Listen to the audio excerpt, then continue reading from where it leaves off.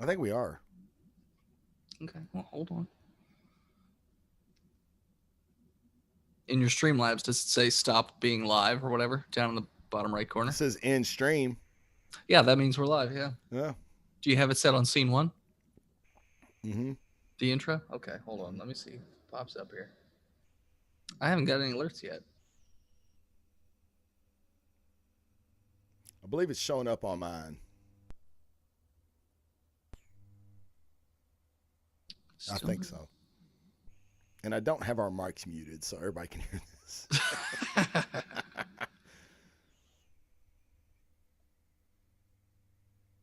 Yeah, it's not popping up for me. But on your end, it says stop end stream. Mm-hmm. Yeah. Oh, it says live. Yep. I'm at a minute 22. Oh. I see the ticker now. Okay, hold on. Okay, so I can hear us talking, but there's no music. Nope. Okay, so I can hear us talking, but there's no music. Oh, yeah. Wow. I heard that. So I just muted it. So, yeah, we're live. Okay. So you can just put it on the regular camera if you want. But the music never played. No, the music never played. I'd have to look at your screen, figure out what the hell you didn't do right. So. Oh my God! So it's me. Well, obviously it's you. Whatevs, yo. All right, so I'm going back to editor then. Okay. So now we'll transition over. Now do you see us? Yeah, I see us. Yeah. Okay. Cool. Yeah. All right, what's going on, everybody? This is the Blazing Defender Report. Obviously, I don't have to tell you, but this is my debut on Twitch because I have no fucking idea what I'm doing. And my expert crack tech team, they don't know what the fuck's going on either. And that's one of the guys to the left of me right there. All my resources are working, so. Yeah, right. Yeah, I don't know what the fuck's going on, but welcome to the stream, guys. I'm really glad to be on Twitch. My first time. I'm usually on Facebook. I have a Facebook Live show as well, and I just thought Twitch would be a good time, and it seems like it already is. And we just have been gone live for 3 minutes now, so it's already fun. What can I say? So, guys, I want to introduce someone. He's a good friend of mine, and he's a host of the Botched podcast. I'm sure you guys have heard of it. Dennis Robinson, everybody. Welcome, Dennis. Thank you for being on the report. It's Dennis Richardson, actually. I've got your name spelled wrong. I'm sure you do. But so before we get started, I have to say thank you for having me on. But it's really freaking hot in this room, so hold on 1 second. Oh shit. Oh, look at that guy. Man, you look good now, buddy. I look good. I look a little bit better. Yes, you look fucking awesome right now. Yeah, so good for you. Got both a short and a long sleeve shirt in the mail. So nice, buddy. Didn't want to tell you till I, that was a surprise, right? Yeah, that's a surprise for you. Fucking awesome. Looks good, dude. I like it. Yeah, I like Although it. I did not know that there was apparently the soft cotton option. Otherwise, I probably would have went with that one. Dude, that's what I told people to do. You should pay up for the softer cotton. I saw you say that yesterday. I bought this days ago. So for you guys that are going to watch on Twitch eventually, we have a merch store at TeePublic, the Giant Size Team Up Network, and if you buy any of the shirts, it behooves you to just pay a few more dollars to get the tri-blend, the softer cotton t-shirt. It's like $2 or $3 more bucks, but it's a much, much softer blend t-shirt. Now the regular shirts are fine too, because I have some of them as well. But yeah, the softer one just fits so nice. Well, I mean, Mike Woodard, your producer of your show, the Blazing Report, he said that's the only shirt of the networks that he wears because it is the nicest feeling. So yeah. See, yeah. So told you. I don't even know about this cotton stuff. I put a picture on a t-shirt and say, please buy it so I can eat. That's all I put on there. I don't.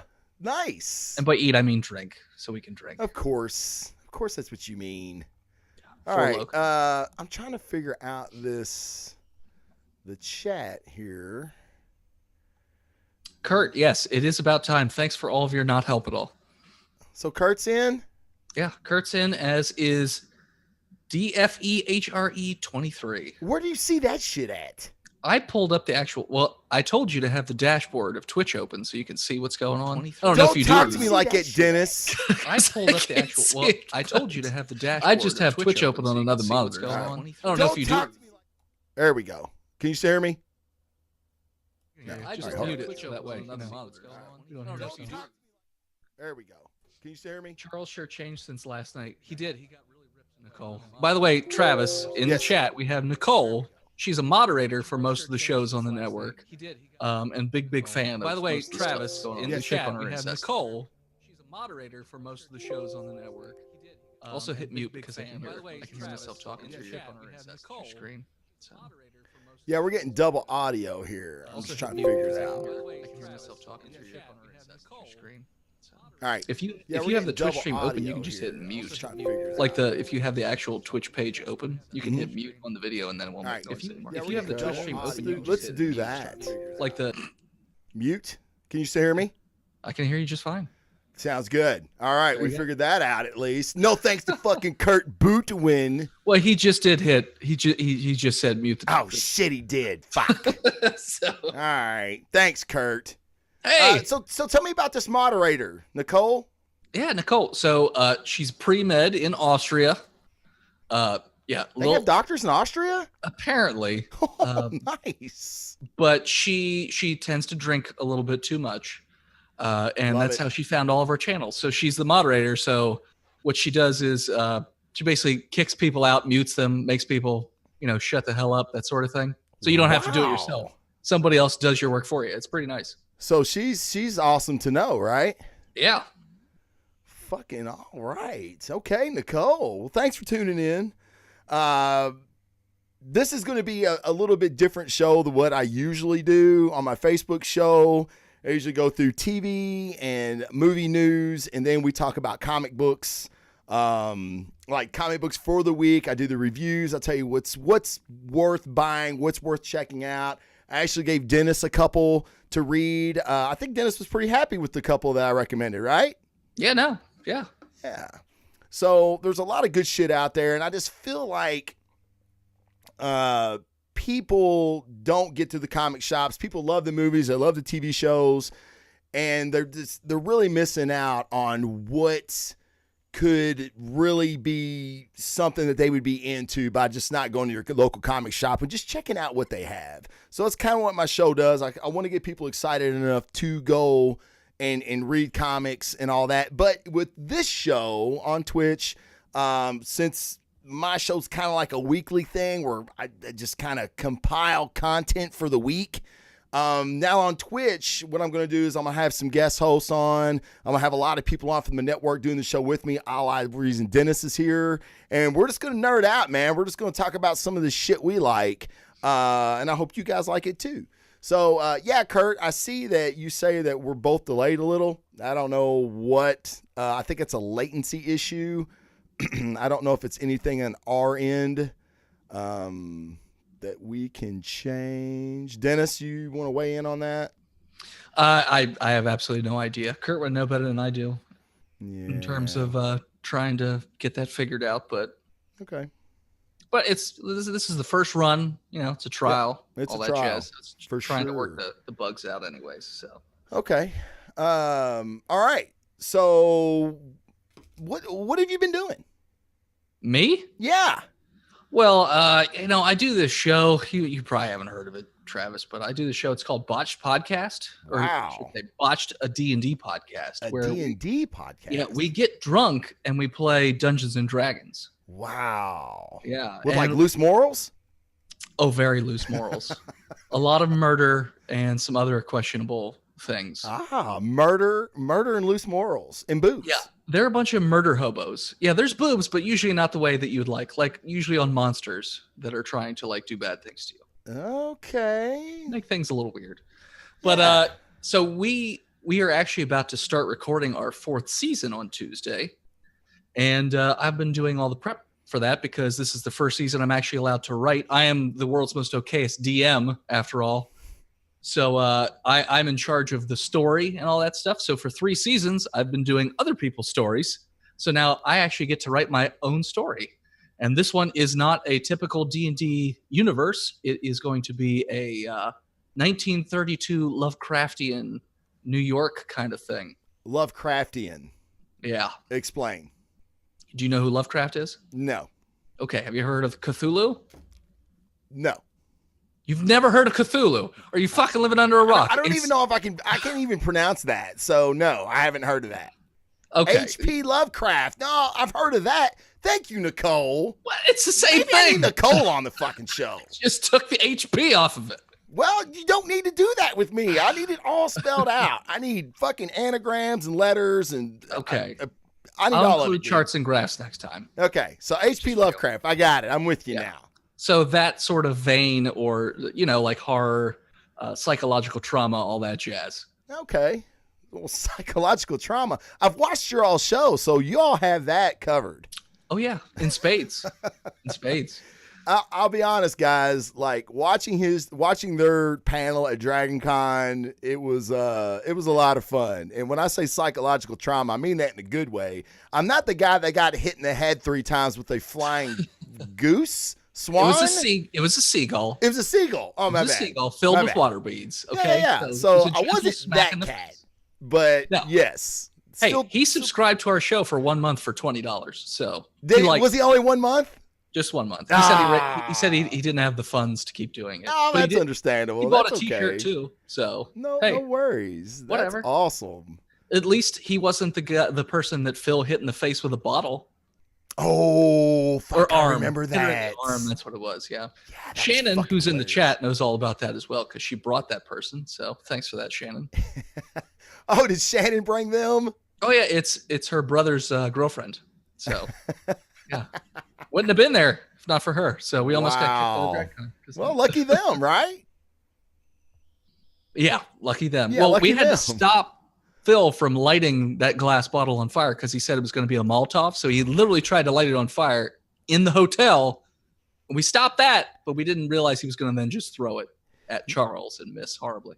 Do you know the one memory I have of Phil when you said Phil's name at Dragon Con? Is it Randy? No. Oh, I know what you're going to say. It's like 2 a.m. Yep, that one. He wakes me up. I'm in bed. He like on the floor, living like a fucking college student again. He wakes me up and says, "Hey, Trav." "Yeah, Phil, what's up?" "Do you have a cigar?" "You know I have cigars, Phil.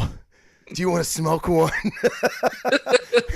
And I'm like, "Sure, Phil, let me get up and get it." So fucking 2:30 in the morning, we're out back on the balcony fucking smoking cigars. I think we all had to be up at like 9. Jesus Christ. Dragon Con took years off it was like Mardi Gras, like back in my 20s. Well, this year around, Travis, when we send out the survey that says, what are your minimum sleeping requirements? You can put bed or couch instead of air mattresses just fine. Yeah, because it's not. Yeah. It's totally not. It sucks. I'm way too old to fucking party like that or sleep like that or live like that. I'm just fucking too old. I'm too accustomed to different shit, and I just can't fucking do it. Well, not to mention, though. It was fun. Well, yeah, no, it was a great time, but not to mention that you were doing the air mattress in the living room, which is 5 feet from where the drunkies are the whole night. 5 feet. Because Paul and Phil and all those guys, they were in the dining room the whole they wouldn't go to sleep till 5 or 6 every single night. Nope. They wouldn't. But I was, I was so dead tired. I was just I was done. Like, I mean, like, I'm really surprised Phil even got me up. Like, I'm a light sleeper, but like, I was so fucking tired. I didn't, when I got to sleep, they didn't wake me up anymore, which I was glad for. Yeah. But no, Dragon Con's a great time. If you guys have never been, you should definitely try to get down there. And if you do, come say hi to us. So we're down the podcasting track. I guess we'll be down in the Hyatt. The basement of the Hyatt? Is that what it was? No, I think wasn't it the Hilton? Could be. I thought it was the Hilton. By the way, not to interrupt, but Onalicious in the chat asked, why is Travis labeled Charles? Why is he labeled Charles McFall? That's because we're doing Zoom and we're using Charles McFall's Zoom. So because Charles hosted it, it's just got his name as. Since Travis hosted it, it's got his name as Charles McFall. So where does it say? I wonder where it says that at, because I don't see Charles McFall anywhere on my shit. So if you have Zoom open, bottom left corner of our pictures, it has our names. Mine says Dennis Robinson, and yours says Charles McFall. Oh my God, it does. That's why they were like, wow, Charles looks a lot better since last. Jeez. Yeah, well, I'm definitely not that cat. So you got a lot shorter and a lot less hair. So yes. Oh, let me get this back. Oh no, what'd I do? Oh my God. There we go. Are we back? It's a little, it gets a little laggy here. It's paused. I don't know if anybody can hear me. Oh, video's frozen. Motherfucker. Hold on. There we go. Now it's back. Okay, it's back. All right, it's back. All right, okay. Crisis averted. All right. All right, so enough of the shit y'all don't care about. I mean, there was plenty of that, right? Yeah. But no, it was a lot of fun. But now me and Dennis are going to talk about some things. So, Dennis, I know you're a big, since you're the world's okayest DM. Most okayest. Okayest DM. Don't get it twisted. No, God forbid. Are you a Game of Thrones fan? I love Game of Thrones. Oh, nice. Okay, so have you seen the trailer for the new season coming up? Yes, I did. All right. Well, there's I was just Googling some shit last night, and it seems like one of my favorite characters in Thrones, which my wife fucking hates this character, which makes me love him more, is Jaime Lannister. Fucking love Jaime Lannister. I love Jaime Lannister's character transformation from episode 1 when he fucking pushed Bran out of a building to where he's at now. Oh, so yeah. I was the same way, by the way. I hated Jaime to start. Oh, see, I never did. I fucking hated that character. But then when they got to the Brienne of Tarth sort of arc, like when he was traveling with Brienne, I really and they had the not a hot tub scene, but whatever, it's a hot tub. The hot tub scene where he's he has that whole monologue or whatever. I really sort of changed on him. Yes. But then the one thing that sort of gave me pause was when he banged his sister next to his son's dead corpse, like kind of raped her in that room. I was like, that's kind of. I don't know. Yeah. But then, other than that, I thought he was great after the hot tub scene. But yeah, that's that one hiccup that I was always like, why does he keep going back to that stupid chick? Like, Cersei's a crazy woman. Yeah, I mean, I date a lot of crazy women, but still, geez. Odalicious said he went medieval on that ass. Yes, he did. Yes, he did. I love his, because okay, let's just be honest. We're all fucked up in some way. I'm not saying we've went Lannister fucked up, but we've all fucked up. And we, every day you just try to get a little better, right? And that's Jaime. And Jaime, other than probably Arya, he has the biggest, I think, character transformation arc of anybody. Sansa. She goes from innocent, whatever flower to scheming, kind of murdery. Yeah, she definitely became stronger because of her experiences with Joffrey, right? I think that would fucking do anybody in, and she came Boltons out on top. What's that? The Boltons too. Right. Oh yeah. Ramsay, yeah, that was fucking terrible. But still from where she was at, I mean, that's what made Games of Thrones so fucking awesome, right? Is because of the character development, everybody. But what I thought was really interesting in these new promo shots, and I thought I had one pulled up, but I do not, in the new promo pic with Jaime, okay, it's got little pictures of everybody, right?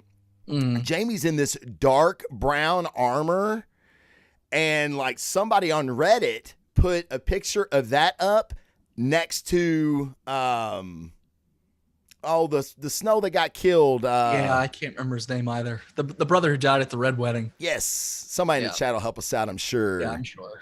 John's brother. Oh, God. Well, that one. Yeah. Okay. It's almost the exact same armor. Yeah, I saw the picture you were talking about. It does look pretty much spot on the same. I don't know if it'll end up being the same or if that's just some typical armor that's worn by like the higher ups or something like that. I don't know. Yeah, I mean, I just thought it'd be really interesting if it was Rob Snow. Rob Stark. If it was Rob Stark's armor. Because, I mean, I don't know. I just think that would be fucking cool. And, the last season left off with him basically saying, fuck you, Cersei. We told him we were going to help him. And you're trying to hold on to a kingdom with the few Lannisters that are fucking left. Fuck that. Like he's honor bound. And I fucking love that. I mean, I know he pushed the kid out of a fucking tower, but, Hey, it worked out for the kid in the end. He's worked out for the kid in the end. He's got superpowers. He's superpowered now. Yeah. If he had his legs, they wouldn't have gave him that shit. That's right. So I'm so fucking hyped for the season, though. Like, did you read the books? No, not that reading the books would have helped you for the season anyways, because they No, it wouldn't have. It wouldn't have, but like, and trust me, like, R.R. Martin, to me, he's wordy. He's so fucking wordy. Like, I'm not saying he can't craft a story. I'm just saying I don't need to know the depth of the meals that they eat with like blood sausages and all this other shit that he describes in detail for like 6 pages. I don't even know that shit. Well, that's like Tolkien. Tolkien does that with like every tree. Yes. Every tree you see. Let's spend like 8 chapters talking about a doesn't even matter tree. And I'm like, I get it. It's pretty. Can we move on? I have a low attention span. Yeah, please let's move on. Let's get to some shit. Especially the Tolkien's the same way. It's so thick and voluminous. I mean, it like takes you so long to get fucking through it. But I feel like now R.R. Martin, I don't know how you feel about this. I feel like now R.R. Martin has big shoes to fill. Whereas before it could have been the other way around. HBO would have had big shoes. But since he's drug his ass and not finished his fucking story, he's going to let HBO finish it. I see it as a different way. Okay. I see it because he told HBO what his story was going to be. HBO didn't just write it on their own. Like, he basically told them how it was going to end because they were worried he might die before, they got to that point. Sure. So if the HBO show is the story he was going to write and tell anyways, maybe he's just like, you guys already got it. I don't need to write this book. I'll do something else. Because he just keeps working on other things. He hasn't really even announced that is he even talked about the fact that he's working on a current book right now that's like Game of Thrones? I haven't heard anything.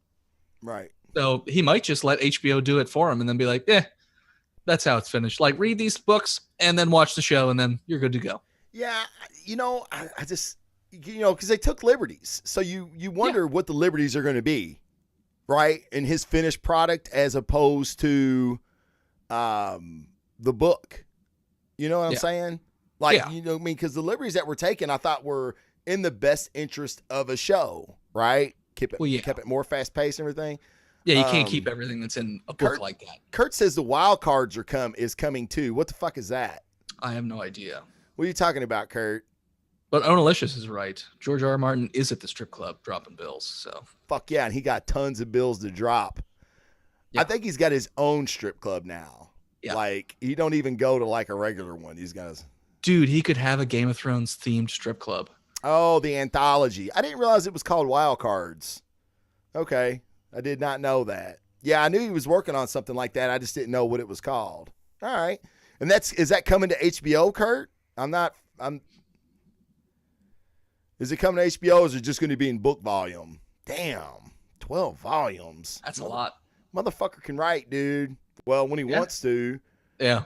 Apparently. Well, right now he's so popular. Like, he's constantly doing like interviews and traveling. And he's at the cons. He does a lot of con shit. He doesn't have to write. He has lots of other shit to do. And he's getting paid for all that stuff too. So it's like, when's he going to, like, he would just probably stress himself out if he tried to write on top of all that bullshit. Yeah. Neil Gaiman. Yeah, I like Neil Gaiman shit too, Jason. Like, I love American Gods. That's Neil Gaiman, right? American Gods? Yeah. I'm fucking pumped for that to come back. Like, where's that been at? I feel like it's been gone for like fucking 2 years. Well, I feel kind of bad because after I watched the first season, I was so curious about what happens that I went and read basically the synopsis of what happens after that. And I was like, shit.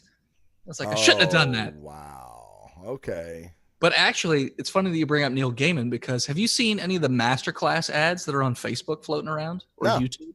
Uh-uh. So there's certain professionals, cooking, poker players, whatever, they do these classes called master classes. Yeah. And it's like $90 for one class. And you get a bunch of like video lessons from certain people. And Neil Gaiman has one on writing. And I'm tempted to buy it. Because also you can submit work and he can review it possibly. But he also gives you like projects to work on and things like that. So I thought it might be cool to do, but I haven't seen any reviews on it yet. So I'm kind of waiting to see, because some of them are more useful than others are. So you're gonna pay Neil Gaiman to give you homework? Pretty much, yeah. That would be awesome. If I go that route, yeah. Dude, fuck, I want to do that just to fucking get homework from Neil Gaiman, just to say, dude, I can't go out tonight. I've got homework from Neil Gaiman. They're gonna go, who the fuck? Yeah, who the fuck's Neil Gaiman? Neil Gaiman? What is he gay? Like, that's what my fucking friends would say. Wait, they're fucking stupid. Apparently. So we were talking about this earlier. You don't watch Deadly Class. No, I don't have sci-fi, so I'd have to figure out a way to steal it like I do with Preacher. Like, I thought sci-fi was fucking on like regular TV. It's not? I don't have regular TV. I don't have TV. What do you have? Nothing. If I want to watch a show, I go on the internet. I find it. Oh, yeah. Gotcha. Yes. Okay. What, you have like a Fire Stick or something? No, I'm illegal. As in, like, I go and find it on the internet. Somebody posted it illegally, and I watch it. Okay. Because Fire Stick's kind of like that too. Like, there's an app called Terrarium that I use on the Fire Stick, and it's basically people upload streams, right? Yeah. To every TV show, every movie you could ever want. And because I'm watching Ray Donovan on it now. Like, we probably shouldn't be saying this shit live, but I mean, I bought Showtime for fucking years watching, so don't worry. For Ray Donovan. And Ray Donovan's like one of my fucking favorite shows. I mean, to tell me you can make a show like they have with Ray Donovan about a character like Ray Donovan, I've been like, yeah, it's not going to fly. And it's literally one of the best written shows on fucking TV. I mean, it's so good. And it has to be because, he's nobody special, really. You know what I mean? And he doesn't even really talk a lot, which makes it even better because... Well, Liev Schreiber's freaking awesome. Like, who? Liev Schreiber, isn't that who plays Ray Donovan? Yeah, Liev Schreiber, yes. I mean, is he awesome? What else has he done? The only thing I could ever think he was in other than Ray Donovan was Scream. Manchurian Candidate, Wolverine Origins, which makes me sad. Yeah, Wolverine. He was a good Sabretooth. There's a bunch of other things he's in. I mean, I don't have his freaking IMDb like memorized off the top of my head, but he's been in a lot of things. But Manchurian Candidate, I definitely remember as being like really good. Yeah, I actually forgot about that. Like he was on in the Manchurian Candidate. Know what? I might have to rewatch that because I'm a big fan of his. Like, I mean, what he does with Ray is it's fucking phenomenal. So, but I didn't know if it was just like how some actors just hit that one character and they're like, oh my God, and then you never really see them in anything else. But that one character just really suited that person. I feel like that's Ray. I keep talking about stealing media. I know, right? That's not real smart. All right. Well, I was talking about Deadly Class, which I have DirecTV, so I'm perfectly legal in watching. Rick Remender, it's one of my favorite comic books on the shelves. It's fucking amazing. I fell in love with it a while back. I'm a big Rick Remender fan, but if you don't know, Deadly Class is basically it's 90210, but put that in an academy for assassins, where all your cliques are real. All your, you got your jocks, your preps, your legacies, your nerds, your goth, your Take rats. the John Wick universe and put it in 90210 high school. Basically. There you go. Yes. Okay. It's fucking phenomenal. And the Russo brothers, which did Infinity War, Winter Soldier, Civil War, they're doing Endgame. they are huge fans of the story, and they're basically the reason that it got made on Sci-Fi, and they're also the executive producers. So they're not going to be a part of anything that's not just fucking amazing. And it's just so fucking good. I watched the newest episode this morning, and I was just like, oh my God. Like, it was, you remember The Breakfast Club? Yeah. It was The Breakfast Club, but in deadly class. Like, they even went so far as stealing scenes where they're playing with the chewing gum and blowing the bubbles and laying down on top of the bookshelves in the library. I mean, young kids won't get it. Like Shannon and probably Nicole, y'all won't get it because you've probably never seen Breakfast Club. But you should go watch it because it's really good. And I'm telling you, this episode today, it's going to be hard to beat this episode. It's really, really good. But then, like, assassins show up to kill one of the students and fucking goes to hell in a handbasket, which it's deadly class, right? Oh, Nicole, so you do. I wasn't. No, it's not a slight. I just figured you guys were young and never seen it. It's not a slight at all. I'm glad you have. But now you need to watch Deadly Class, especially today's episode. It was last night's episode. It's fucking fantastic. But you need to watch that shit, Dennis. You'd love it. Well, how many episodes are there? So I know how much. 4. Just 4? Okay, I can catch up on that. Pretty sure just 4. Okay. Because I still got to watch the last season of Westworld. I'm behind a season on that too. Dude, I gave up on Westworld. Did you? I loved the first season. Yeah. Loved it. Didn't like the second season. Dude, the second season, I tried and tried. I'm like, hey man, I can get with the long game. I'm good with the long game. Sure. 6-7 episodes in, I'm like, holy fucking shit. Am I going to get a semblance of what the story is? Well, and to be from the fair, reviews, I hear that it didn't live up. Well, to be fair, the person who gave me the most glowing review was Austin from our show, and Austin tends to love everything that sucks, like Batman versus Superman and Man of Steel. About to say, Austin's the one I bonded with at Dragon Con. Over crappy movies, yes. Over the Snyderverse, motherfucker. Yeah, get it right. Yeah. Crappy movies, got it. Oh yeah. my God. Same thing. That's how I heard it when you said. Is that now how I said it? So you are you siding with Paul? Am I hearing this correctly? On Snyder movies, yeah. Oh my God, I don't. Not on much else, but on Snyder movies, yeah. How do I end this stream? How do I start it says end stream. God, Dennis, I can't believe you. They're just not good. What's not good about them? Which one? Pick a movie. Dude, BVS. BVS. Okay. So first off, I hate Superman. But if you're gonna do Superman, at least do Superman instead of. You know why? You know what? I had an epiphany today, Travis. You know why I hate Superman? Why? Because I love Batman the Animated Series, and all those guys stopped making that show to work on Superman, the animated series. I guess Kurt's a BVS hater too. To be fair, Dennis, Superman wasn't in BVS. That is true. He wasn't, because he was a murderer too. Okay. Everybody's a murdering psychopath in that movie. Okay. Now look, all right, let's all right. The Batman that Snyder used was Dark Knight Returns Batman, and if you're not a fan of that over the top Batman, then I get it. Okay. But now let's look at, okay, this is where DC falls. This is where DC falls short. They don't have a singular vision on where they want this universe to go. Okay? Like Marvel. You'll never, ever fucking ever get a movie like Infinity War out of the DC universe at Warner Brothers, because Infinity War was a culmination of everything that came before it. Okay? Yeah. You just won't ever have a masterpiece like Infinity Wars with the DC Universe. Now, love it or hate it, Snyder had a vision up past Justice League with Darkseid showing up and everything else. Now, Superman, like, I'll never forget, me and my wife, which to get my wife to go to a movie is fucking, dragging a 2-ton chain, but we went to go see Superman. And when he snapped Zod's neck, I really didn't know how to feel about it. Like, oh, she was like, but he was going to, my wife was defending him, right? She's like, but he was going to kill those people. He was going to kill that family.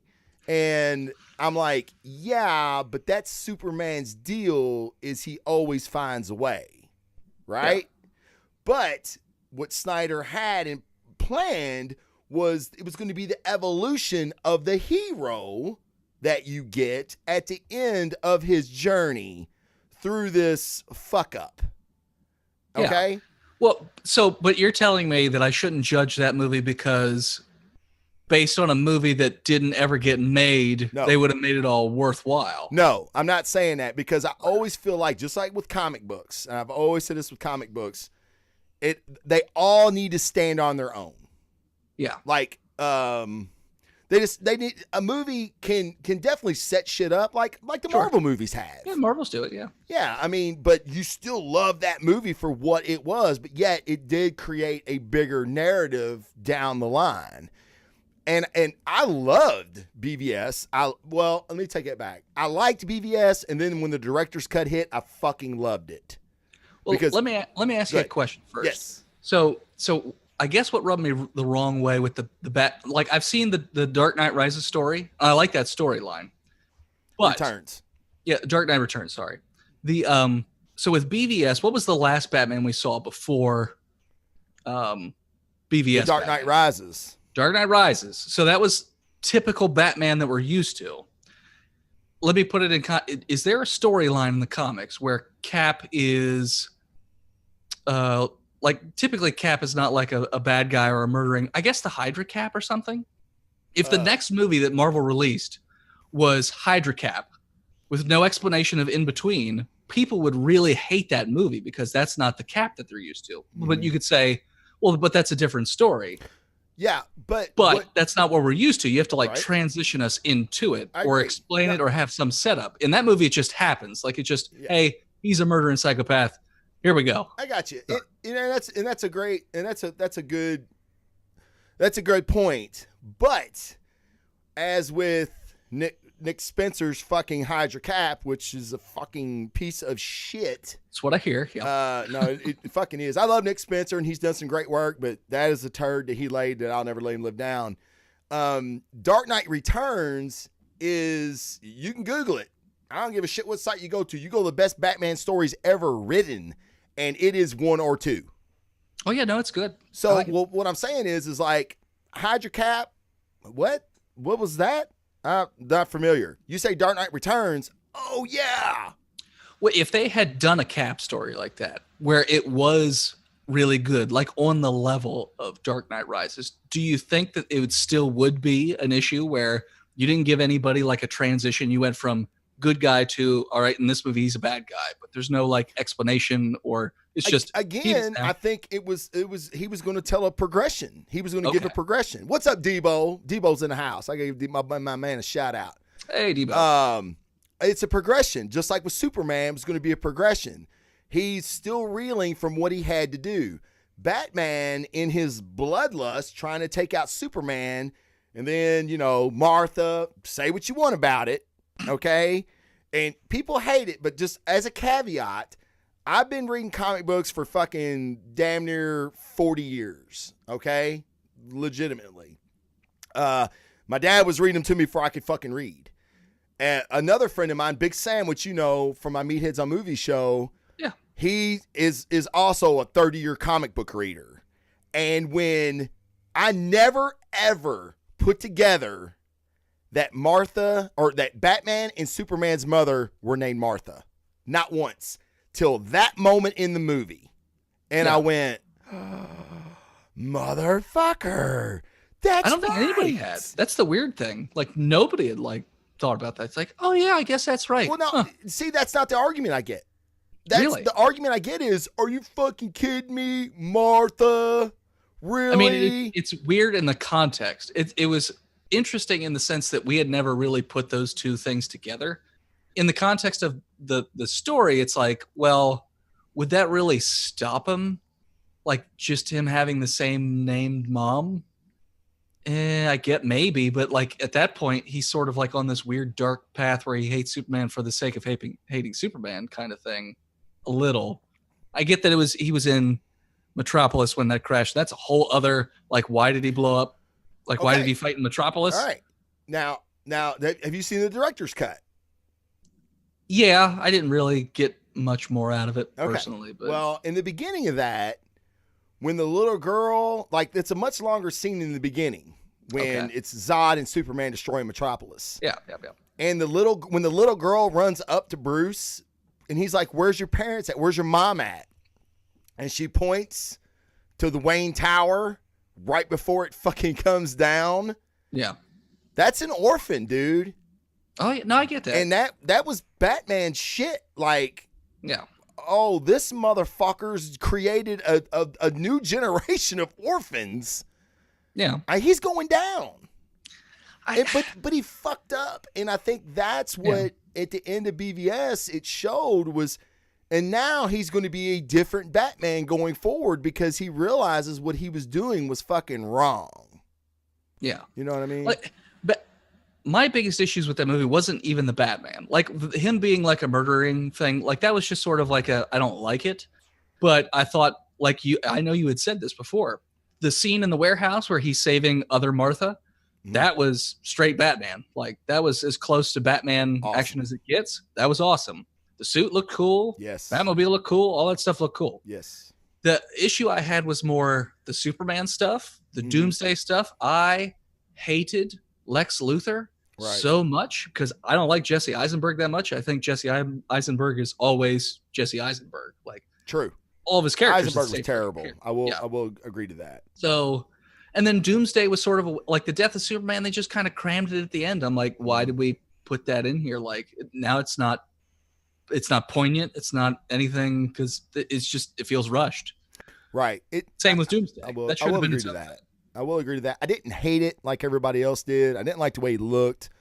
I didn't hate it. I didn't like Eisenberg, but even though in the director's cut, I felt like his machinations were definitely more prevalent where you didn't have to infer as much in the theatrical release of what was going on. Yeah. I thought that made him a better character. I just don't like Eisenberg. Yeah. You know what I'm saying? Yeah. And Kurt agreed with you. Batman wasn't the problem. BVS Superman was. I like Cameron. I love Henry Cavill. I love him. He's like second on my list to have a fucking beer with. Like, I just think he's a cool dude. He loves being Superman. And he's a huge nerd. He's awesome at being a nerd. Like, yes. He's doing The Witcher. Like, he plays World of Warcraft. Yes. Maginello. Yeah. Joe Manganiello's yeah. Like, he's a fucking D&D guy. Like, have you seen his D&D lair? Have you seen it? It's amazing. His D&D room is amazing. Yes. Yeah. No, those guys are huge nerds. Yeah. Like, and you know what's also amazing is on the weekends when he plays D&D with his buddies, his wife makes sandwiches and serves them to everybody. Wait, isn't his wife? Yes. Yeah, Oh, fuck. Lucky. Eva Longoria. Not Eva Longoria. Not Eva Longoria. It's the chick from that Modern Family or something. Yeah. That's her. Yep. Sophia Vergara. She comes down and Sophia Vergara. Thank you. Yeah. I think she like serves sandwiches naked or something while they play D&D. That would be like, you may be the coolest D&D, but you'll never be Joe Manganiello with Sophia Vergara serving sandwiches to the other dungeon guys. No. You'll never be that cool. No, no one will ever be that. No one will ever be that fucking cool. But I didn't have a problem with Henry Cavill. Like, I thought he did a fine job acting. In Justice League, I thought he had a really good like quivery lip thing going. You know, I was just constantly this the whole time because they had to CG his mustache out. But I thought he was fine. It's just he didn't have the material. If you go back to Justice League, and I don't know if you've seen this, but like Snyder had a story where Darkseid was the villain in Justice League, not Steppenwolf. I was gonna say Steppenwolf was terrible. Yeah, Steppenwolf was terrible. Darkseid was the fucking villain in Justice League, and the story that he had was going to be far superior than the chop job that Joss Whedon came in. And I'm not taking anything away from Joss. Joss made one of my favorite movies of all time. He made one of my favorite maybe two of my favorite television shows of all time with Buffy and Firefly. Avengers was a fucking masterpiece. So it wasn't Joss. I mean, that's when principal production is already finished and you ask the director to come in and make another fucking movie. What he gave us was the best of what it could have been done, but it wasn't Snyder's vision. Sure. And Snyder's vision would have been far better, and we wouldn't have had that fucking turd of a CGI job. And that's my thing. Like, I watched Bumblebee a couple weeks ago, and with all the Transformer movies, like, I walk out of a theater and I'm looking at fucking Mustangs and shit going, oh, damn, that motherfucker get ready to transform. Because it looks so good on screen. And you can't fucking CGI a mustache on a dude? That just, to me, that just does not compute at all. Yeah. What do you think? As far as, I think that company, whatever the film company was, were sort of sticking it to Warner Brothers, would be my guess. Oh, they were. They were like, nah, fuck you, he ain't shaving. Because they were like, yeah, nah, he doesn't have to shave that mustache. Yeah, no, we're just gonna, he's contractually obligated. It's not our fault you messed up. Sorry. So they probably had a good joke about that. Like, that was probably just them being dicks. I still don't understand that, like, the technology is CG. You can make a fucking semi transform into a robot, but you can't take a mustache off a dude's upper lip. Well, so look at the CG in that movie. It's not that great. Yeah, a lot that's of the true. Movies, other than Aquaman, the CG is not that great. I mean, true. Steppenwolf was terrible. Like, I've seen better CG in video games. Wonder Woman CGI was pretty good. It wasn't as bad. Cyborg in Justice League wasn't that great. The Cave Troll wasn't that great in BVS. Some of them, like I said, Aquaman and Wonder Woman, which are regarded more as their most successful movies, those have decent CGI. But the other ones, not so great. So even if they put in Darkseid, he might have still looked like a piece of crap. That's true. Maybe. But again, Snyder tends to go darker in terms of like color tone. So maybe if he made it darker, you wouldn't be able to tell it was shitty. I don't know. That's true. But you could still tell in BVS. Well, you know what I think is funny is like, I know a lot of people that didn't like the dark tone of the Snyderverse. And like, I don't know if you've watched any of it or not. You really should. Is the Teen Titans on the streaming service? Have you seen any of that? I haven't seen any of it, but Austin tells me about it a week. Oh, man. It's so fucking good. Does Austin like it? Oh, he loves it. Yeah. There's nothing DC that Austin doesn't love. I'm just saying. Well, yeah. Okay. I mean, they're going to be DC fanboys that just love whatever. I'm pretty sure he likes Suicide Squad too. So. Oh, now see, I can't get behind. That's where he and I would have to have. Doesn't matter what it is, name it. He's going to like it. So yeah, whatever. No, I don't. I get it. You know, we all love what we love, right? But sure. I can definitely say that doesn't look good. I don't like, and I can walk out going, that movie fucking sucked. Yeah. It's like, well, you know, Titans on DC Universe got good, by the way, by the end. Now, see, Kurt, I loved it from the fucking first episode. From the first episode, I was like, oh, fuck, this is my shit. Because I feel like what they did with Titans on the streaming service was everything that I wanted all the CW shows to be, right? Like, it was adult, it was violent. They're saying, fuck, it's not the Teen Titan cartoon that I think everybody was expecting. It was so much more than that. So I liked it from the fucking get-go, man. And I believe it did get better at the end, well, because they were telling a story. They had a singular vision on where they wanted this season to end, and it ended there. And how they used Batman was just fucking phenomenal. Like, Batman's in the story, but he's not. He's in the shadows. His influence is almost in every episode, but you never see him. And if Batman was looking over you and he didn't want to be seen, you wouldn't see him, right? It's perfect.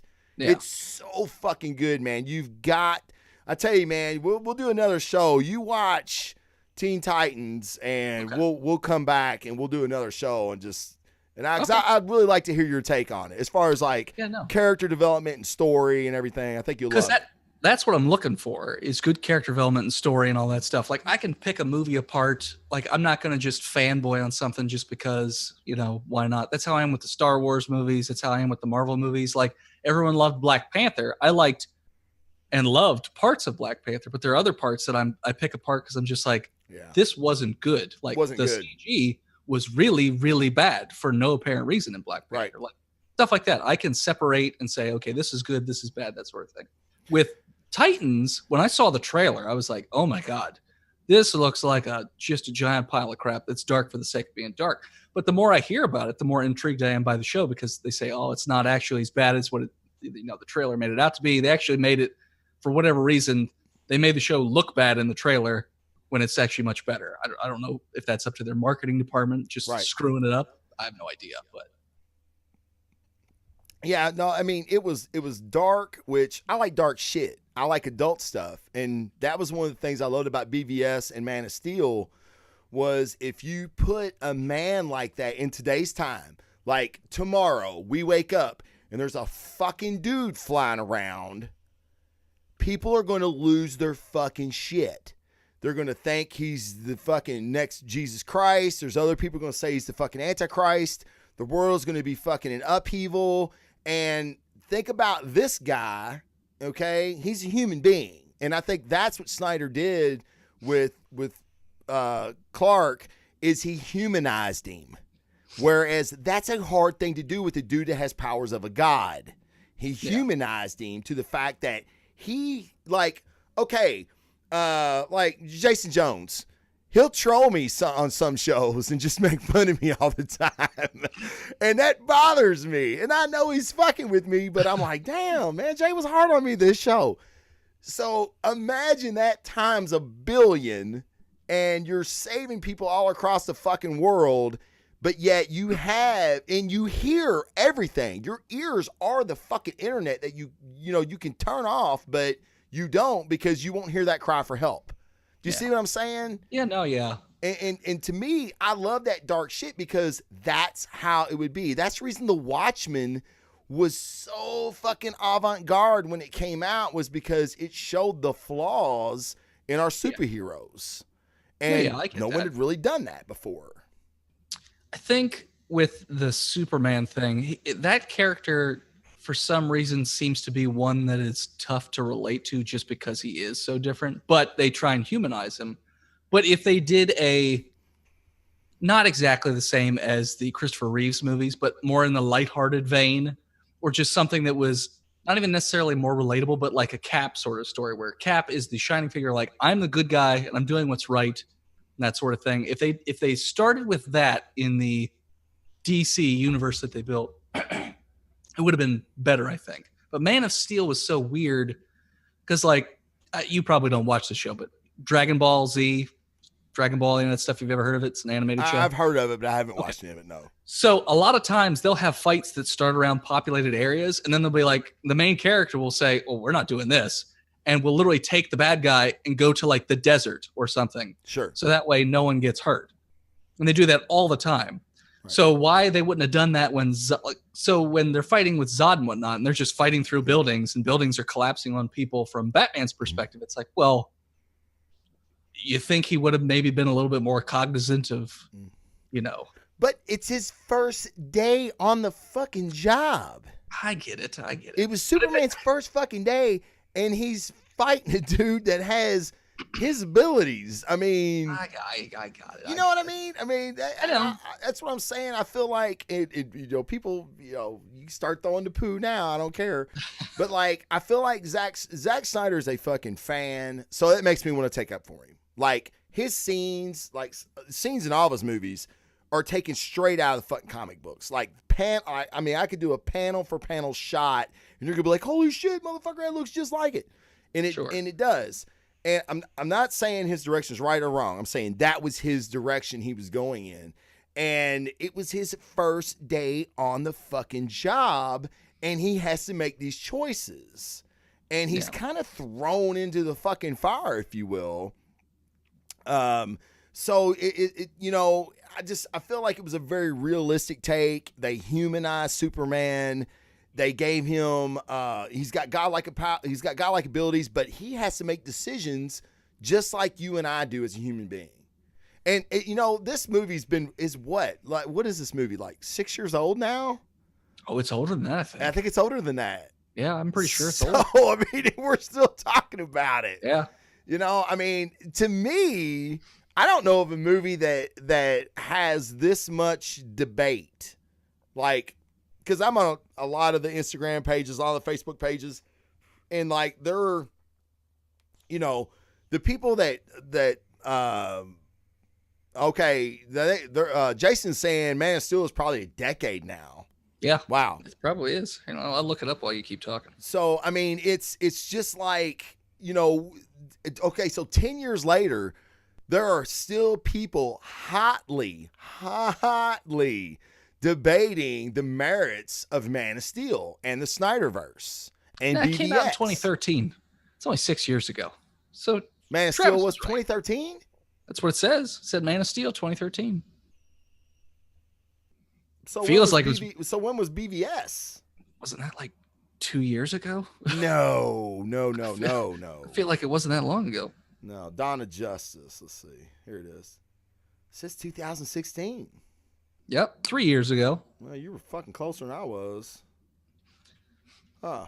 Because I knew it had started around this. I knew we were podcasting around that same time. So Man of Steel, 2013. Yeah. So wow. Okay. Well, 3 years and 6 years. Yeah. All right. Well, okay. Name another movie that is still debated to this day, like these two. Not debated, because most of the movies that are still talked about that are that old were just so bad that everyone universally hated them, like the prequels for Star Wars. Agree. And I'm pretty sure Last Jedi is going to be in the same vein as BVS or Man of Steel when it gets to that.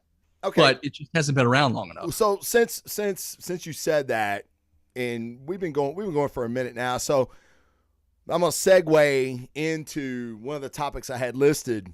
Okay. And it is a lot of people are very anxiously awaiting the title of episode 9. And a lot of people thought that we would have gotten a teaser or something at the Super Bowl, because that was the timeline that they gave for the last two movies before release. And we don't have a teaser trailer. We don't have a title yet. Okay. So a lot of people have been speculating, blah, blah, blah. My question is, and this is coming from a fucking Star Wars fan, do we give a fuck anymore? I think the problem was when Disney bought Star Wars, they kind of oversaturated the market. Like the moment it came out, because normally what would we have to wait between Star Wars movies, like 3, 4, 5, 6 years, something like that. Like it wasn't every year you got another one. Right. But then Disney got it, and they're like, all right, we're going to give you a movie every year. Yeah. We're going to give you TV shows. We're going to be doing animated things. We're doing all this stuff, like just constantly like giving you more Star Wars stuff. And then, but the things that they were giving us weren't up to what we thought the level of quality was going to be. Like, love it or hate it, the first of the new series of Star Wars. And I didn't mind that it was the exact same thing as episode 4, because that's kind of what they needed to do. They needed to make everybody feel safe again, because the prequels were so bad that they were like, all right, it's like a battered person shelter. Like, you got to bring them in and be like, all right, you got to feel safe, and then we can build you back up. So it's sort of the same thing. But then they took all that faith and they basically just crapped on it with Last Jedi, because it was very divisive. There were so many like decisions that, like, I would say the consensus is that it's not a well-liked movie, but like the amount of dislike, like the hate is way, way high. Like that infuriated a lot of people. Me. Like, I really didn't like that movie at all either. I gave it a decent score because there were a lot of things that were pretty decent in it. Sure. But the story, the character, like story and the characters, I didn't like personally. It was awful. Yeah, which is Paul still gives me shit to this day for giving it like a 6. Yeah, we don't give a fuck what Paul thinks. Whatever. But so by doing that, and then they announced Solo, and then Solo came out, and it was just okay. was okay. It wasn't anything special. It told us a story that we kind of already knew, that we didn't even need to see or hear, and just sort of kept retreading on things we already knew and saw, and didn't give us anything new to cut our teeth on. Right. And because there was so much hate over Last Jedi, and then Solo came out not even that long afterwards, right? It was like 4 or 5 months, something like that. You didn't even give people enough time to like get over that, to like really want some Star Wars back. Nicole's right. That is a thing that happened. She's alluding to a girlfriend that we got into a fight because she said I hate women because I didn't like the new Star Wars movie. So, oh, okay. Because I thought she was talking to me. No, she was talking to me. And this is okay. I told the story. Well, she very well could have been talking to me because, and this is what when I did a review show that was like 3 hours long. Okay, about this movie. That's the kind of hate that I had for this movie. And you say you don't hate this movie because you hate women. This movie hated men because every man in this movie is a fucking idiot and can't get the job done. Everyone. Yeah. From Poe to what's the stormtrooper's name? The black guy. Finn.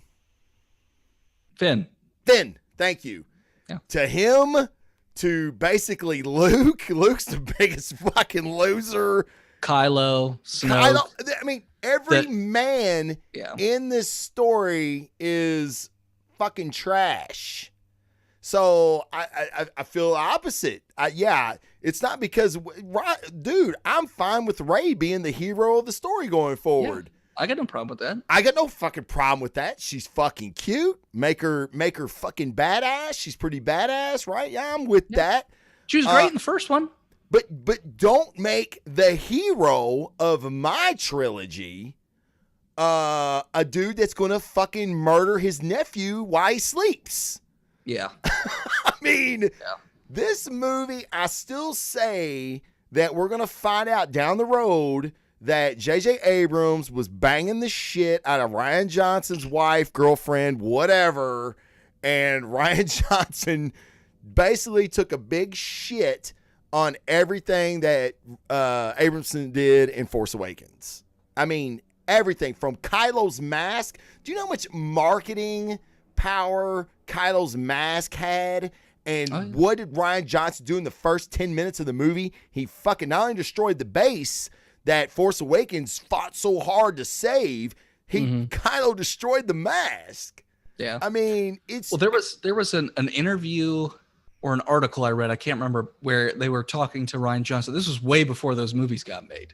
And he talked about the main thing a good story should be is changing expectations. And if you can change people's expectations a number of times, then that makes it better. It's like, well, no. If your whole point is to defy expectations with every decision, then you're just going to have a stupid story because it's good to do that, to defy nothing. But not everything. Not everything. Well, it's like I seen the Twitter and it still post. Needs to make sense even if you do it. Right. It has to make sense. And like we said earlier, the Star Wars movies are a great example of movies that can stand on their own, but yet they're telling a larger narrative, right? Yeah. Well, with Rey's parents, maybe the most highly contested theory after Force Awakens was who's Rey's parents. Oh yeah, I know that one disappointed you so bad. Oh my god. I did a whole show basically. Every week you talked about who the mom was. And who her mom was, who her parents could be. Even shit that I didn't think would happen. So Rian Johnson sent a tweet out to because he was defending himself, which I totally give him credit for this. I would still kick him in the nuts if I ever got close to him, but I give him credit for defending himself on social media. But he had a sheet. I shit you not. It's just like just like this sheet of paper right here. Okay? Had a line drawn down the middle of it. And it said, at the top, it said, Rey's parents could be, could not be. Okay? And it was Solo, Skywalker, Obi-Wan, Palpatine. It had all this list on could be's. And on the right side, it said no one. And he's got it circled. a bunch of times, and he said, we went through the list of who Rey's parents could have been, and we felt it was a better story decision to say they were no one. And I'm like, are you fucking kidding me? That is the worst decision. Yeah. How is that better? Yeah. Well, that's also the problem with having the director be the only writer, because there was no other writers that I saw. Like, he wrote the whole thing himself. So it was like, what, did he just have final say on everything with nobody to let me tell you how much final say he had. Well, now, this was all pre The Last Jedi. It's all changed now, apparently. Oh, yeah. Because they loved him so fucking much after this movie. Like, he wasn't slated to do 9. Yeah. Okay? Someone else was going to do 9. They were giving him the next 3 movies, the next trilogy. They were all going to be Rian Johnson. Yeah. And from what I understand, because The Last Jedi was not what they wanted, it's changed now that he's not going to be the sole director on the trilogy. Yeah. Which, fucking good. At least you're listening, Disney. At least you're fucking listening. But I just, that movie, I mean, I'm a Star Wars fan, and I read this article and, read the comments, and I'm like, you know what? I don't even give a fuck anymore. Like, you've destroyed, like, I love J.J. Abrams. He's done some fantastic TV work. He's done some great movies. I don't even think he can write, I mean, it would have to be Retcon City for his story to make sense going forward. Because what he's going to have to do to make a coherent story is he's going to have to take elements of Rian Johnson's story, omit the shit that he did in Force Awakens, and come up with a story that ties everything together. He's in a fucking trick bag. I don't think he can win. It's a lose-lose proposition for me. Or what? There's another choice. Yep. He just completely ignores the last movie and just does whatever he wants. So, like, can't do that. No, I'm just saying he just doesn't care. Like, he just, like, Luke's alive. Yeah. They just do it all over. He's like, he does a 2-minute, this is what happened in the last movie, except this is what should have happened in the last movie. This is what we're going to carry forward. Yeah. This is canon now. Forget that other movie. And now we'll start from there. It's like Snoke. And I mean, that's the other thing. Like Snoke, everybody was, oh my God, this is the next Vader. This is the next Palpatine. Holy shit, who is this fucking dude? Where'd he come from? Who is he? Is he a reincarnation of Vader? Blah, blah, blah. Nobody. Fucking Kylo, who hasn't even finished his training yet, fucking kills him. Yeah. I mean, it was, oh my God. But I have to give credit due. Rian Johnson, visually, that movie was the best Star Wars movie visually. The TIE fighter scene in the beginning was the best, maybe, space battle I've ever seen in a movie. Except for the dropping of bombs, but it's not how space works. They got gravity meters in them. No, I don't know. I just made that up. I don't know. No, I mean, how do they work? Oh, no, when the TIE fighter, the X-wing is flying down the side and it skids, and you hear it go, and then take off again. Mm-hmm. I would like smile, like it was like Fast and the Furious. I was like, yeah, and I'm like, wait a minute, they're in space still, right? But my favorite scene in Aquaman was the fucking the war scene at the end. And it's explosions, and you hear every noise, and in water, it's it's gonna be. I mean, that would suck, right, as a movie. Yeah. But I get that. But I thought that was really cool. I'd never seen that before. He gave me a lot of stuff I'd never seen before. So I thought I give him mad props on the visual technique. But I still think the cat is a dude that never seen a Star Wars movie. Didn't know shit about the extended universe. All I can hope is what Disney does with the next series of movies is, you're a big PC gamer, right? Yeah. Did you ever play Knights of the Old Republic? Fucking love those games. Fucking loved it. I think that is a common theme among all Star Wars fans is we love Knights of the Old Republic. Give me fucking Revan, man. Give me that story on the big screen. We can only hope that the next, because they've already said the next trilogy is there's going to be no Skywalkers, no Solos, no Palpatines. I mean, it's going to be a whole new universe of Star Wars characters. So let's fucking do that, man. Yeah. But I feel like if they were going that route, they'd already be teasing it somewhat. And maybe they're waiting for 9 to come out because that's going to wrap this trilogy up, right? Yeah. But I don't know. There's a ton of Star Wars games to pull from that they could have done for these movies, like Kyle Katarn. He was a real cool character. Fantastic. They're like all the extended stuff that they said it's not canon anymore. Like they had so many things to pull from. Sure. And they made that. And what was weird was all the speculation, because that's the funny thing about us fans is we speculate and speculate and speculate. Oh, yeah. And we build a movie up in our brains because we're just like, oh man, how cool would it be if Luke's going like gray and he's going to do light and dark side, all this stuff. And then and then you get your hopes dashed because they either didn't think of that or they just didn't do that. And then you're like, oh, well, that's not nearly as good as the story I made in my head. Right. Yeah, exactly. So, like, dude, I did a whole show on speculation. Yeah.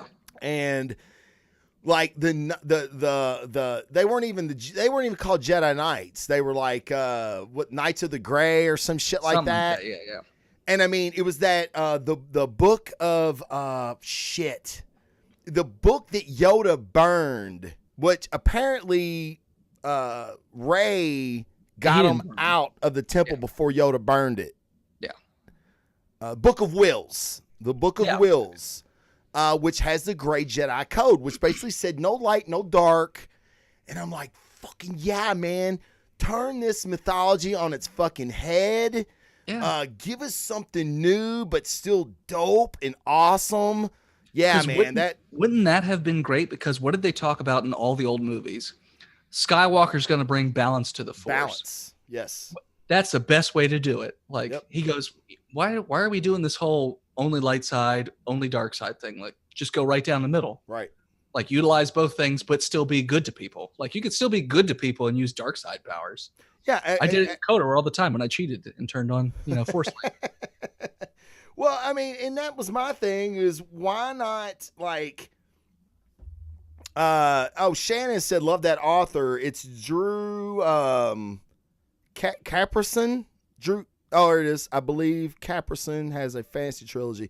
Yeah, he writes for BioWare now. He's actually wrote the script, which this is the worst Mass Effect game, but I think he wrote Mass Effect Andromeda, which big Mass Effect fan, and Andromeda was probably the worst of them. But Darth Bane is like my favorite Sith. Like, yeah, give me a Bane trilogy. I'd be cool with that. It's kind of a, villain-based storyline, which I'm ready for something like that. Like, that's what I love. I'm really going to fucking down a rabbit hole. But I'm probably drunk. I'm probably 142 ounces in right now. It's fine. That's no shit. I've counted it. But no, they don't. I mean, they don't really do that a whole lot. Like, they don't make villain-centric stuff very much. Like, even with the story mode that came out for, what is it? What was the new Star Wars game by BioWare? Not BioWare. Battlefield? Yeah, Battlefield 2, where you got to play as the Empire. Mm-hmm. You play as the Empire for 2 seconds, and then you swap back over to the Rebels because you realize the error of your ways. And I'm like, well, wouldn't it have been more interesting to try and like justify the bad guys and play as the bad guys and see it from a different viewpoint? Exactly. What made Thanos so fantastic was with you identified with Thanos, because who's the problem? We are. Yeah. I think we could still say that today in real life. Like, who's the problem? Fucking not the environment, not our animals. We are. We're the fucking problem. So let's get rid of us. So you can kind of identify, because I love that hashtag, Thanos wasn't wrong. I love that. I think it's fucking, every time I see it, I laugh because it's fucking true. Give me movies where the bad guy wins. But make him relatable. You can't have a bad guy like Michael Myers or someone's just what do you call it in D&D? Chaotic evil. Yeah, chaotic evil. Yeah, chaotic. You can't have that guy, right? Because no one relates to that sake dude. of being bad. What's that? He's just bad for the sake of being bad. He's just bad for the sake of being bad, you know? Yeah. But, like, you can have a chaotic good or a chaotic neutral guy that... chaotic good's boring, too, because they're just, like, or lawful good. I forget which one it is. But they're just, like, they can only be good. They can only make one kind of decision. They can't make any other kinds of decisions. There's no gray whatsoever. Right. Yeah, we need a gray guy. We need a guy that you can identify with, right? Yeah. So, like, I don't know if you've seen the movie Upgrade. I've seen parts of it. I haven't seen the whole thing yet. I heard it's good. Movie. Such a fucking good movie. I heard it's a better version of Venom. Because it's basically the same overall kind of idea. And the guy looks like Tom Hardy. Not really, because the guy does look like Tom Hardy, actually. Now that you say that, I never thought about it. The AI that is controlling the main character in Upgrade, he's all about himself. Okay. Where he is chaotic, neutral, maybe bad. Sure. Whereas Venom is kind of neutral. Do you see what I'm saying? Yeah. And you don't, I mean, it's kind of a spoiler if you haven't seen the movie, but sure. I'm going to tell you right now, the bad guy wins in Upgrade. Oh, okay. Yes. And you're like, oh shit. Like when it happened, like it's not really a spoiler because you're never going to see it coming. Okay. And that's what makes it such a fucking fantastic movie, is I love it when the bad guy wins. And I really like it when the bad guy wins when we know there's another movie coming where the good guys win, because that's the way it's supposed to be, right? But I like Endgame. You know, I've been very anti Captain Marvel, and some people think it's because she's a chick and that she could potentially take over from Captain America. That's not it at all. I know what it is, Travis. It's the fact that her name is Brie Larson and you can't get it fixed between Brie Olson. You want it to be Brie Olson. I so want it to be Brie Olson. So that's what it is. You're just harboring like a little bit of a grudge there. She is a fantastic actress that does not get credit. I've done research. Yeah, of course you have. I do research on a daily basis. Well, there you go. Of Brie Olson. I'm a Brie Larson fan as well. So what else has she been in? Because what has she been in? She does. Her face doesn't ring any bells for me. I haven't looked her up because I know. Okay, I give you one. I give you the first movie I ever remember seeing her in, 21 Jump Street. She was in that movie? She was Jonah Hill's girlfriend. Oh, huh. Now, the movie that she won the Oscar for, I never fucking seen. Well, most of the time, those movies that win Oscars, right? you've seen. But that's what I'm saying. I know the bitch can act. I don't know what she's doing in Captain Marvel, but I know she can fucking act. I mean, she won a fucking Oscar. They haven't shown us a whole lot of scenes where she could possibly emote. So, I mean, this is my theory on Captain Marvel. The Kree, if you watch Agents of S.H.I.E.L.D. on ABC, they introduced the Kree last season. And the Kree are very, they're stoic, very Vulcan-like. Yeah. And I know that she obviously went through some brainwashing because she doesn't remember time on Earth. So I'm figuring that she doesn't, remember her humanity, so to speak. So as the movie goes on and she starts to get memories of her human life, that she will start to emote that humanity and start to give us, lines that aren't like, so you're a warrior race? We're a warrior hero race. I mean, what the fuck? Brie Olson would have fucking smashed that scene, dude. Well, I'm thinking trailers are weird because they only give you a couple seconds. So that scene in context might be better. Or what if Samuel Jackson then gives a quip back like, oh God, whatever. Or just something you don't know, the before or after parts. Not to cut you off, but Shannon made a great comment because I love this movie. It's a fucking great movie. She said the only thing I liked her in was Scott Pilgrim. Oh, I still need to see that movie. Oh my God. I know. It popped up on my Netflix the other day, and I'm like, shit, I got to watch that. Oh, Chris Evans. Oh my God, dude. Chris Evans is in Scott Pilgrim? Yes. What? He's the best guy in fucking Scott Pilgrim. Huh. Dude, Brandon Routh is in it. The Superman that came before Cavill.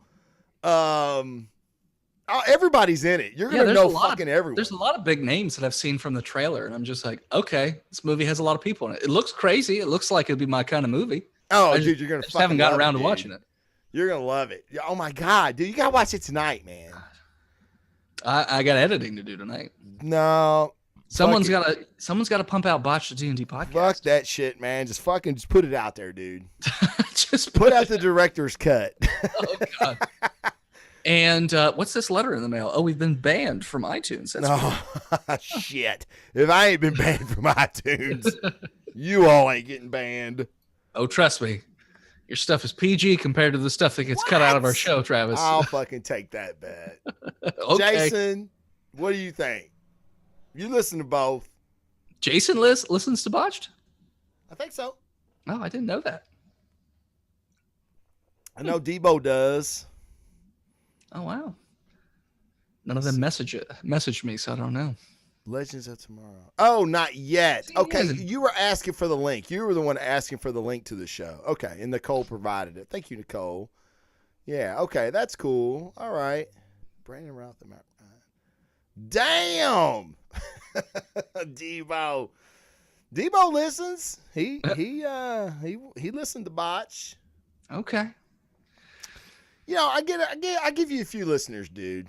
Yeah, it's fine. Like I give you a couple votes. By the way, you were twice nominated for a podcasting award, right? Mm-hmm. And as you guys. Oh, that's right. We were too. You guys were nominated in 2 categories. Yeah, 2 categories. Yeah. That's fucking impressive. Yeah. It helps to bug every single person on your phone. Right? Yeah. Yeah, although like I'm going to be doing everybody on my friends list that has Prime.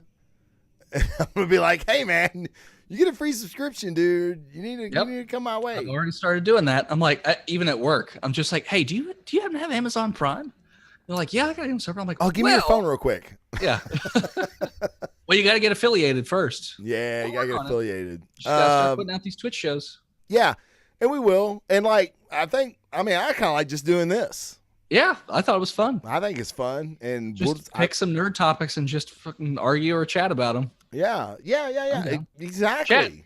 Chat. What do you guys think? You guys like this setup? How it's working so far? I mean, obviously he might not have me on all the time or whatever. He might have other people on, just shooting the shit with whoever. But yeah, we'll just shoot. Yeah, I mean, but I'd like to get Austin on. Oh boy, good luck with that.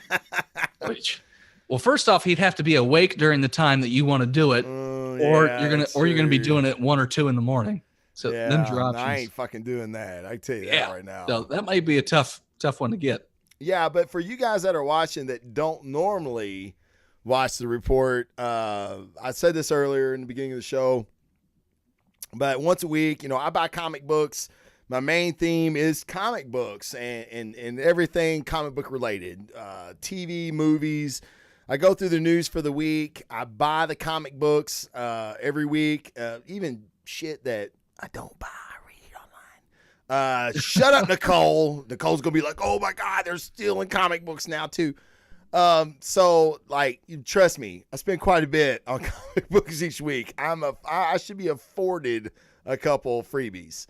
Doom Patrol. Oh, Doom Patrol released a teaser today. Nice. I haven't said anything yet. It's got Brendan Fraser in it, so I mean, how can it be bad? What's that?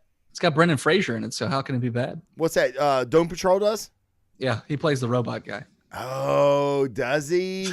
That was my worst episode of Titans. Was them. Because I thought they were so fucking cool and I wanted to see them in action. And it looked like we were going to get to see a battle. Yeah. And they did nothing. They did I don't nothing. know anything about them. I'll have to tune into the Blazing Defender report to figure out some stuff. So. Oh, dude. Yeah. Please. Yeah. Trust me. Not going to Travis Bear when he has someone to play off. Oh, well, thanks, Jay. So I suck on my own, but I need a co-host. Is that what you're saying? Thanks, pal. Oh, Meatheads was amazing. Yeah, Meatheads is a good show. I enjoy Sam, and I'll have Sam on. This show, and That's a good idea. They made one hell of a dinner, though. Yes, they did. They cooked their asses off. The Negative Man, he's a chef apparently. Did not know that. I don't think they talked about that in the comic books very much. Him being a chef, but now, like, check this out. So DC streaming is going to be fantastic, right? Marvel's the Disney streaming, dude. Groot Rocket TV show. Oh, Groot Rocket. They've said that is a thing? It's a thing. It's happening. Oh, it's happening. Okay. 10 episodes with the budget of the movies. What? Yep.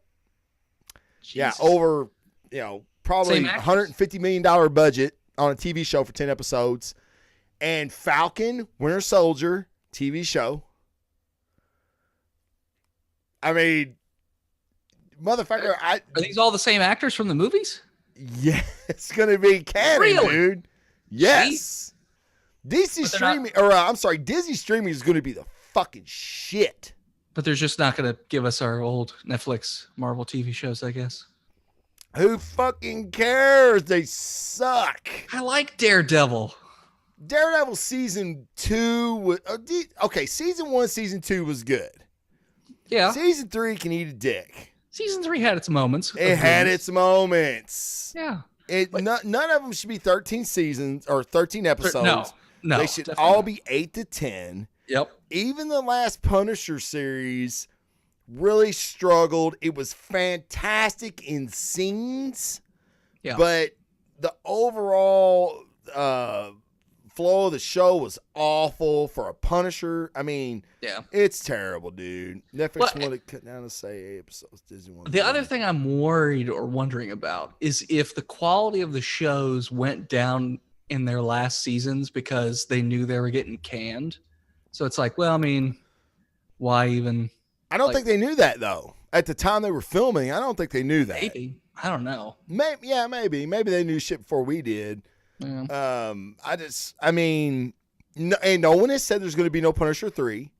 No one has said there's not going to be a Defenders, because they're still saying there's going to be a Netflix Defenders season 2. Just because some of these characters are canceled, they didn't say there's gonna. I don't think they're doing a Netflix Defenders season 2. I thought they said they're not saying they aren't. Oh, I thought they explicitly said there will not be any Defenders season 2 on Netflix.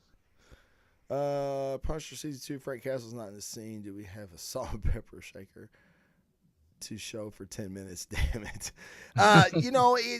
It's you're right. I mean, that's what I'd heard. I don't see any of these shows surviving.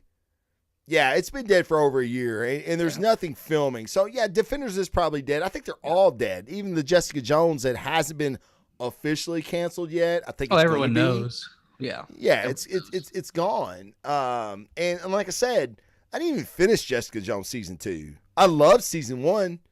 Season 2, 5 episodes in, I was like, man, fuck this, dude. This is fucking garbage. Like, she's a hard character to like anyway. Yeah, but what I liked or even loved about the first season was David Tennant. Yeah, exactly. Put David Tennant in anything, it's fantastic. And he's in one episode in the second season of Jessica Jones, and it's my favorite episode of that season. So Right. Yeah, I mean, he was fucking, like, people go, oh, he'll always be Doctor Who to me. I'm like, oh, that's cool. I never watched fucking Doctor Who, so he's Purple Man to me. He is the best Doctor, but I can also separate. So yeah, well, and I mean, he's in my top 5 Marvel villains of all time. So that's how fucking good I thought he was. I mean, I know he was good. Yeah, I mean, he was fucking amazing. But Marvel movie villains are pretty shitty, anyways. They kind of are. They are. I mean. I loved Loki until Thanos.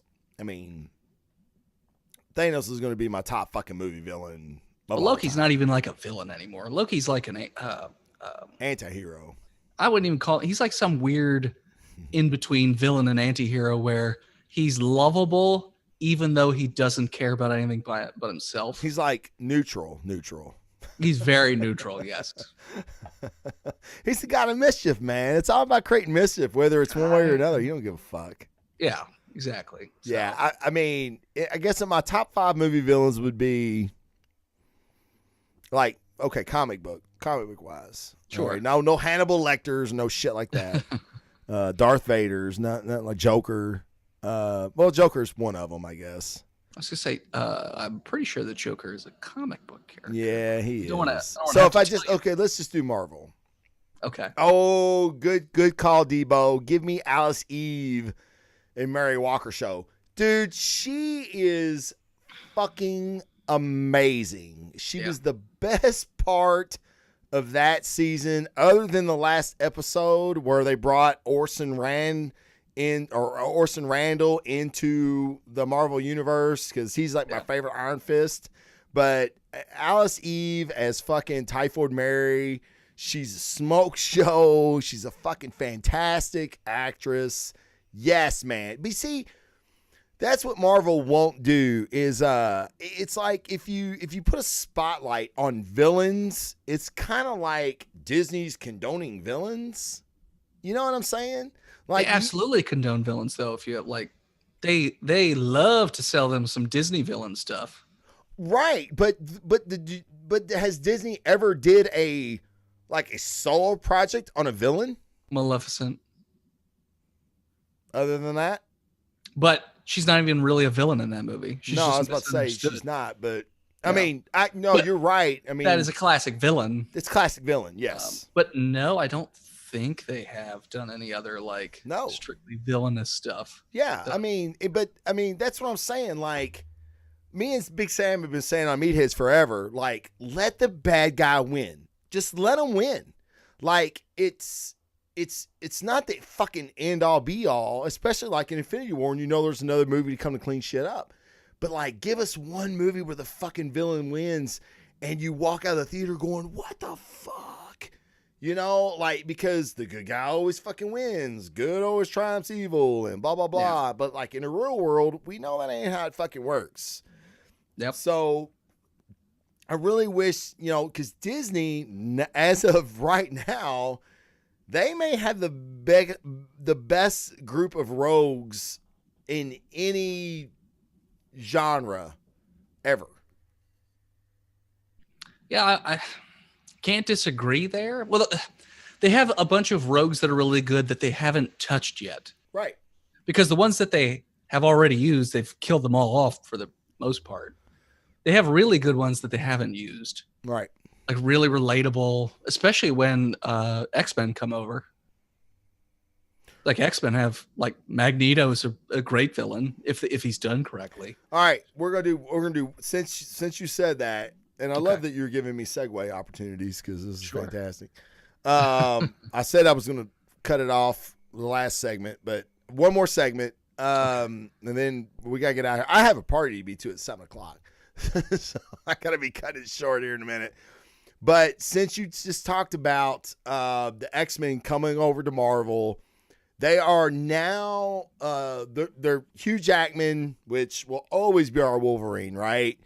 He is moving on, and they're going to recast someone younger as Wolverine. Mm-hmm. Who would be your pick? I was thinking about that all day. And of the choices that you gave me before, I guess Eastwood's son would be pretty good, but I haven't seen him act very well in a movie. True. Now, he was in Suicide Squad. That's not really helping.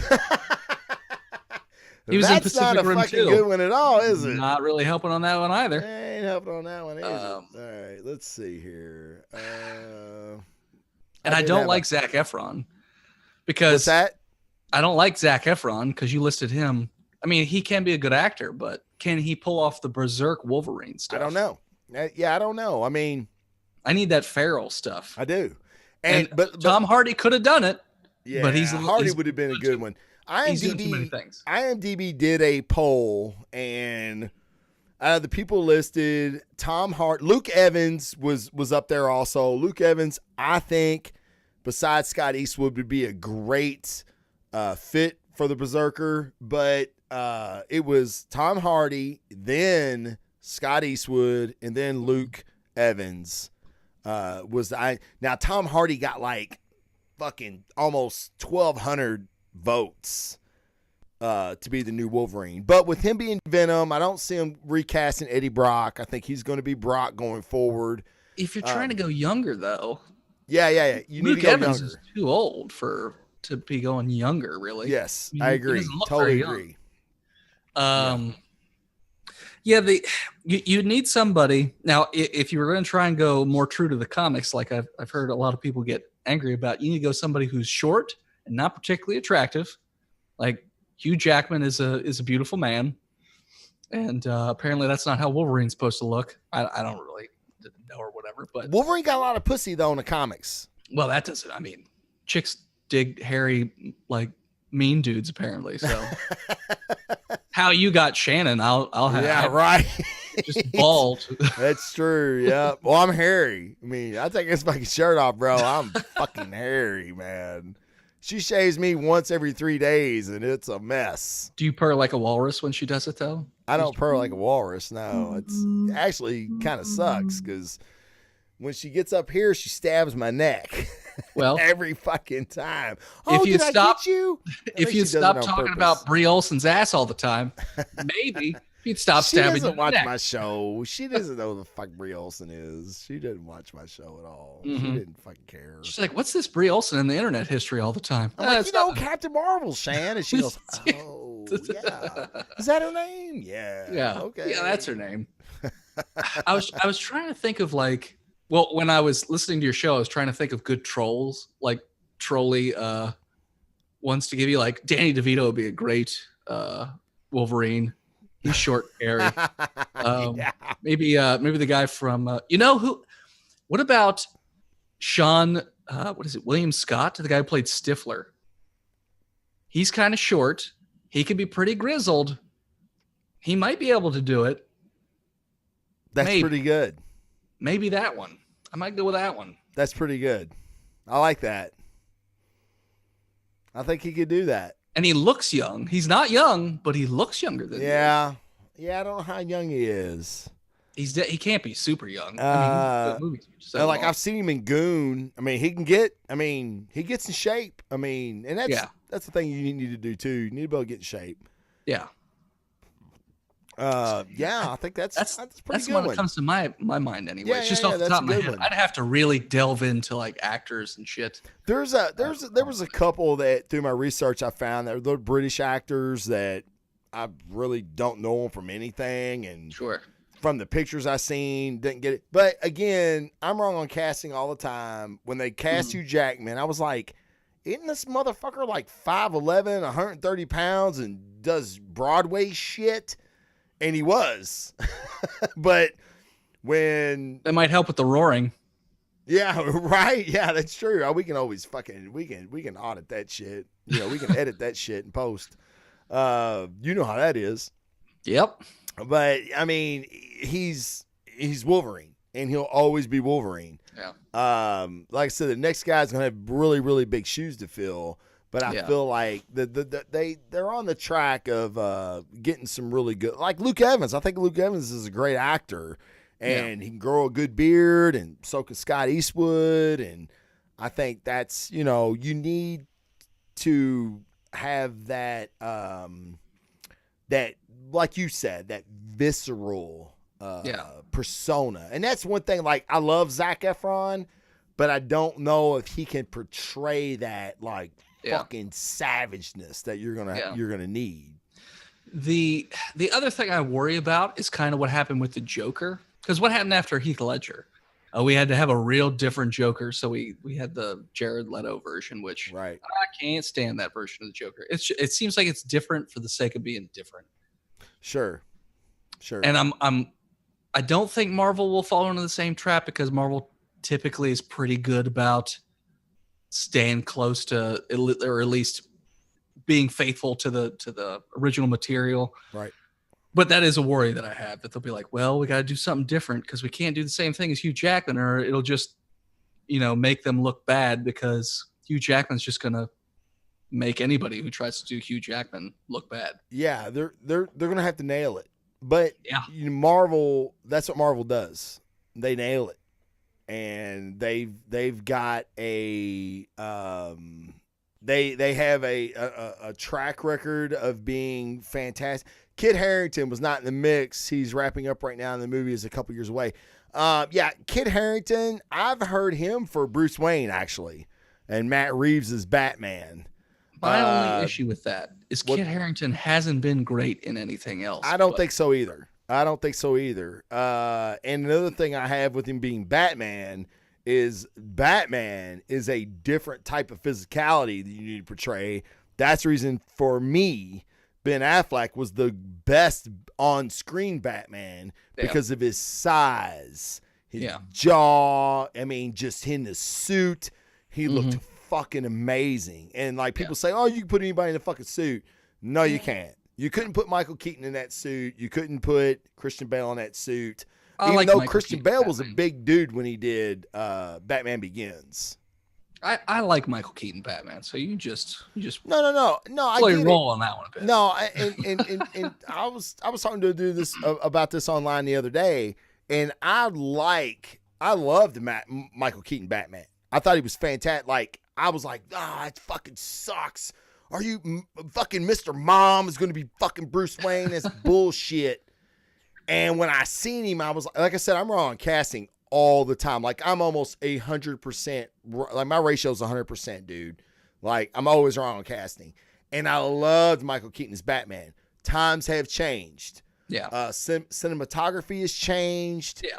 It's not going to work. A 5'8", 140-pound Batman ain't going to fucking work. Ain't going to fly no more. HD, like ask the chicks, man. The girls that looked fucking fantastic back in the day, HD shows every fucking flaw on your face. So, and it's the same way when you're shooting film. The bigger you are, the more it's going to portray on film. Yeah, they can shoot wide angle. They can do all that to make you look wider and thicker. But somebody like Ben, who like, I'm 250, so, but I'm not 6'3" either. But like me against Ben, I'm going to look bigger than Ben. But you put us on screen and you shoot us the same way, I mean, Ben could look really, really close. You see what I'm saying? Oh, yeah. So I think that, that those times have passed. And that's the reason we're going to need somebody other than Kit Harington, which I love Kit Harington as Jon Snow. Mm-hmm. But, can he do something else? And I just don't think he has the physicality for the role. Yeah. So you ready to wrap this up? You got to get ready for your partay. No. No, let's fucking do it all night, dude. I don't give a fuck. I mean, I'm fine with it. I can keep rolling. No, I'm just kidding. Oh, you had a fucking appointment. Yeah, 10 minutes ago. It's fine. I'll just reschedule. Dennis. You made it sound like the show wasn't going to go for very long. So I was like, okay, we'll probably be done like 5:30. Whatever. Shit, I didn't think it would. I keep looking at the phone. I'm like, it's 5:30. 5:40, 50. All right, it's 6 o'clock. It's 6:10. Send me a text, man. It's whatever. Dude, I was going to wrap up like fucking 30 minutes ago, I think. Well, I didn't even get to like the other 3 things on our... we didn't talk any comics. No, we didn't. For next show. Yeah, that's fine. That's kind of what happens when people put me on shows. I can just start rambling onto topics, and then it just keeps rabbit holes. Yeah, just rabbit hole after rabbit hole. Yeah, so... You have a whole show just fucking going down a rabbit hole, dude. And I think that's what we did. Yeah. But that's cool. It was good. I thought it was fun. And for guys that are watching, like I said, my normal show on Facebook, it's a little more structured than this. This was a lot of fun, though. I love just shooting the shit and just going down the rabbit hole, like tangents and rabbit holes. Thank you, Debo. Appreciate that, man. Thank you guys for joining in on the chat. Dennis, where can guys find you on social media and on Twitch? So you can find me on Botched Podcast, pretty much any podcatcher. So iTunes, Stitcher, Spotify, all that stuff. YouTube, you can find us everywhere as far as that goes. Botchedpodcast.com. We're proudly part of the Giant Size Team Up Network. Proudly. You can also check us out on Twitch. I do Twitch streams on Saturday night on twitch.tv/Botched Podcast, where I get dressed up in a blazer, nice suit and tie, and with some flowers and some fake candles and some wine, and we play some really ridiculous dating simulators. So y'all got to check that out, man. You can still watch it. Just watch the old streams. It's pretty crazy. Last time we played, I played a high school teenage girl trying to find love at a bird high school. So talking to pigeons and stuff like that. But Sunday nights, I stream at FTH Beyond with a bunch of the other Giant Size Team Up Network hosts. We get drunk and play Borderlands 2. And then, but this week, I think we're actually going to be playing Sea of Thieves. Okay. So we're gonna be all pirated up and fucking with each other constantly. Awesome. I cannot wait for, because you can't mess with each other in Borderlands, but you can in Sea of Thieves. So I'm going to be having a good time with that. And yeah, I think that's pretty much it. We just hit affiliate on Twitch, and awesome, hopefully, man, congratulations. Thank you. And hopefully we'll get Blazing Defender at that too. And then hopefully I'll see Blazing Defender report on Twitch as well as Facebook. So nice. That's the goal. That's the goal. And like I said, guys, for everybody that was joining the chat today, thank you so much. The live chat is it's like my favorite thing. I love it, especially when you guys talk with each other while me and Dennis are talking about whatever, like you don't give a fuck. So you carry on a conversation till we say something you like. I love it, man. It's like a real conversation, right? Like we're like real people talking. So that's really, really cool. So thank you very much. I'm going to be doing more of this type of stuff with a lot more guest hosts. I don't know who I'll have on next, but like I said, thank you, Dennis, for being on. This was a first time for me on Twitch. We had some issues. That's the reason we didn't get started on time, but we'll figure them out as we go. It's kind of what we do here in the Giant Size Team Up Network. We'll figure it out. But I got one more thing to say, by the way, Travis. What's that? I got one more thing to say, by the way. Yes. Anybody in chat, if you could hit that little heart so you can follow the stream and then be alerted anytime Travis goes live, and tell your friends so they can follow too, because part of getting affiliation, Travis needs 50 people to be following him. So if you could do that, that'd be a great help. Also, if you head on over to patreon.com/Blazing Defender or Blazing Defender Report, I forget which it is. You should know your own Patreon. I don't know it off the top of my head. Blazing Defender Report. Blazing Defender Report. So yeah, patreon.com/Blazing Defender Report. Travis has some really cool stuff on there. I know because I worked with him to get that stuff up there. Yes. Yes. Him and Phil both really, really helped me get my Patreon up. And once you're done with all that, if you want to come on over to patreon.com/Botched Podcast and subscribe, we got some pretty cool stuff. And Debo is fucking on it. He is fucking on it. Like he's got all the links. Nicole, where are you at, man? Like, did you just get replaced, Nicole? She's probably drinking. No, she said, I'm not prepared for this. So many links. I'm usually on top of things. I wasn't prepared. Yeah, the other shows don't post 8,000 links typically. So it's fantastic. Yeah, no, thank you, Debo. Yeah, and thank everybody that was in the chat and contributed to the conversation. That's what this show is going to be, I think. Like I said, my Facebook show is going to be a little bit more structured, but this is just going to be kind of like a discussion. And I like this, man. This was fun, and we're gonna do more of this. So, and if you know anybody that you think might like this show, shoot them a link to the Twitch, shoot them a link to the Facebook page or whatever. And tell them that they might dig this. So I appreciate everything. I had my drinks ready to go, knowing that Travis is writing the short bus to the show. The very short bus, dude. Like, there's only fucking 2 people on that motherfucker, me and the driver, because that's all she can handle. But Dennis, I really, really appreciate you being on. We're going to have you back on for sure. There's going to be more guests, guys. So, and like Jason said, I do better with the guests. So I guess I'm going to have more guests on the show. That's because when you're saying a bunch of shit, the guest can stop you and then immediately just tell you you're wrong. Whereas if you're just riffing, nobody can stop you. You just keep going. Keep going. Yes, exactly. It's actually cool because when I ask you something and you're talking, I can think about what I'm going to say next instead of just having to fucking talk, right? Yeah. So very, very cool. Thank you again, guys, and thanks to Dennis for being on, and we'll see you guys very, very soon. Thanks a lot, guys. Peace out.